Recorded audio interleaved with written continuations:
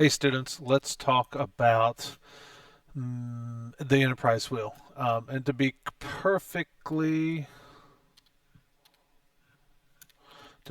honest with this, um, I'm not a huge fan of the enterprise wheel. We're going to talk about it very, very, very briefly, simply because I believe Project Lead the Way will have it on their end of course assessment. But I'm not going to do a whole lot with it other than hit some points that I think are important with it. Um, and to be quite honest, you're going to see me look over here. I've got some notes for myself. Um, so you'll see me looking that way to check out my notes as we go through this because it's not something I dealt with on many occasions in my career in engineering. So it's this. It looks incredibly complex. It's this like weird picture. I give you a clearer picture in the resources, and you're thinking to yourself like, "What is this?" Okay, it's just an organization, a way to organize thoughts, a way to It's a physical, graphical representation of how the Society of Mechanical Engineers, I'm sorry, Society of Manufacturing Engineers, would optimally like to have a uh, company organized. Okay, so this kind of stays up at the same time, but there's basically six perspective, six elements, and the whole idea behind these six elements is that you need these to be competitive in manufacturing today. Okay, didn't necessarily need all these in the past, but today you really need each of these six areas to be competitive, to be profitable, to make money. Because if you're a company, manufacturing company that is not making money, you no longer in existence because that is your sole purpose, right? Make money so your existence can continue for you and your people.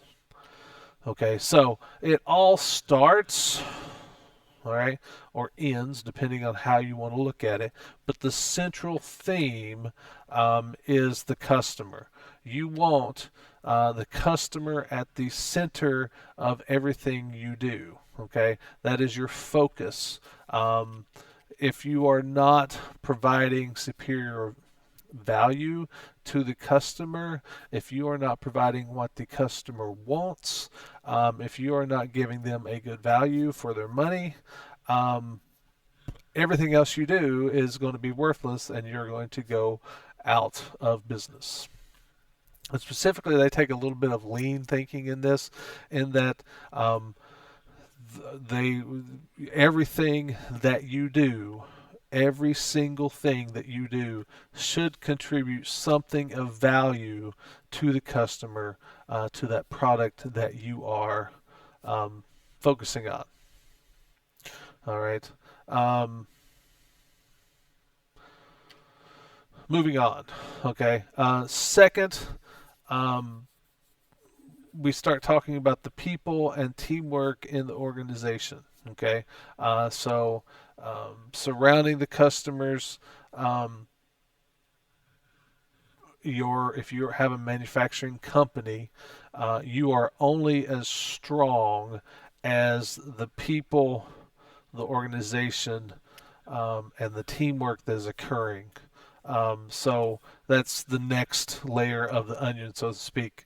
Um, we need a manufacturing organization needs to really tie thinking about the customer um, and focusing on the customer to the people, how we're working together and how we organize ourselves in order to fulfill the customer. All right.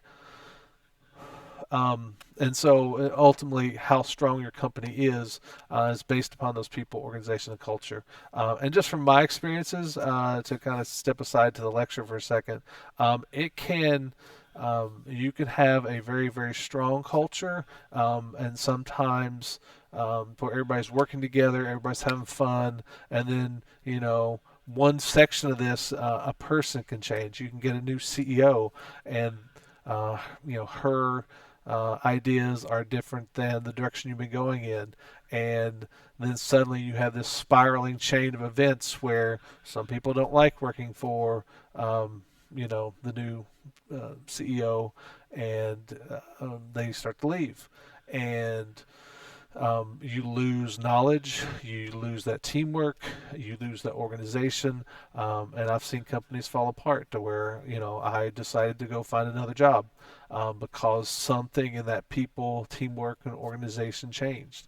All right, you see it a lot of times. Maybe the organization changed. I've been working in this section on respiratory protection, and now due to reorg, we sold off all that part of the business, and now they want me to work in fire protection, and I don't want to do that. My expertise is in respiratory protection, so maybe I leave, and so that person goes away. All right. Super critical if you do not have a organization that works well together, that's well organized, with good people, your company is going to certainly struggle greatly. All right. This is shared knowledge and systems. Um, I'm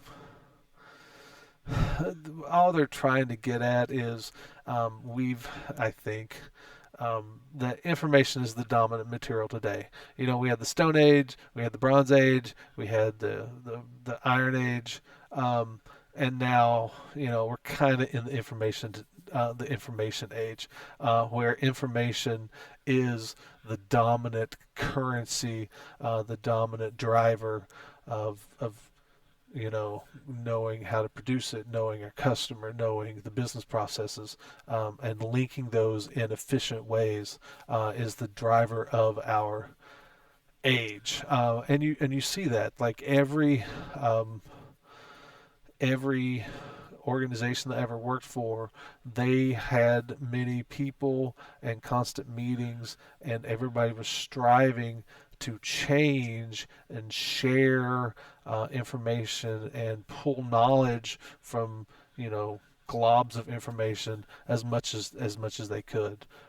So organize if you have a company that can organize information well, then they're a stronger company. Um, in this, we have the key processes. We have three groups. Um, so we have product and processes, which is basically the thing that we're going to manufacture. What does it look like? How are we going to make it? Okay. Once you have that laid out, then you can plan, the reality of building this item.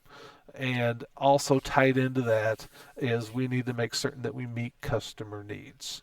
All right. And really, they are a back and forth process, and it segues well into this slide, where all this information has to be changed. And it kind of looks like an occult diagram now, but basically all they're saying is everyone talks together. All right. And it's not something that comes naturally to human systems. We like to, talk to our boss, who talks to his boss, that talks to her boss, and so forth and so on. Um, and if you look in industry, there's been a big focus on what they call cross-functional teams, where for a meeting on an engineering test failure will involve someone from marketing, someone from finance, someone from purchasing, somebody from manufacturing engineering, somebody from quality control, so everybody can share information and know what's going on and be able to put their spin, their improvement, their take on the issue that's going on. All right. The outside section of this, um, once you have a product and you're going to build it and you're focusing on the customer, um, this is not necessarily something that's taking place just inside your factory.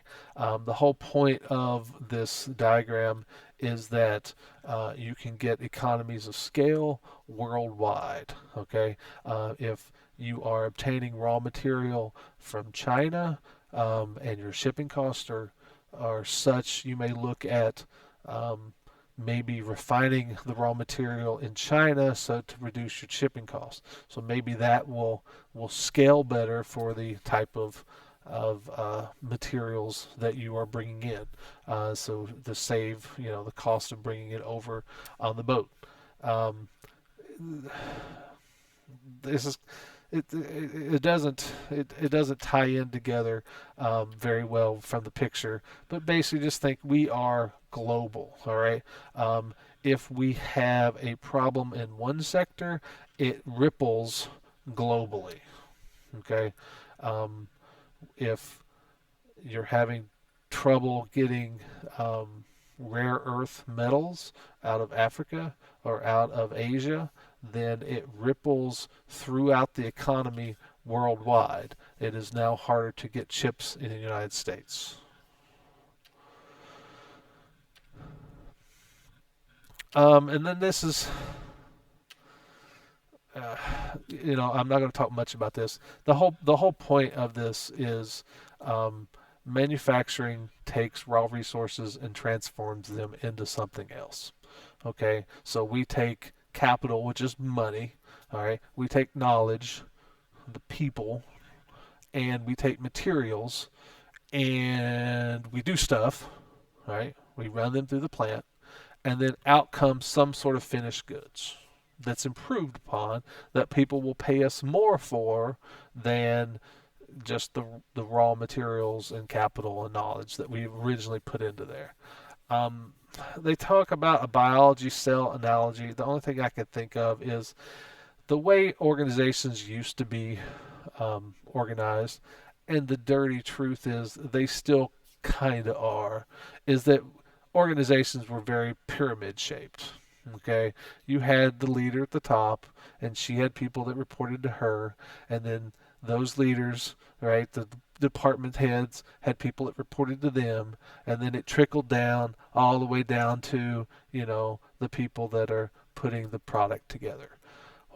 What they would like, and some companies achieve this, what they would like is to flatten that as much as possible to where it's more like a biological, like a cell, and around the cell, all the work is taking place inside the cell, and you're bringing things in and you're moving things out, and that wall that's around it is permeable.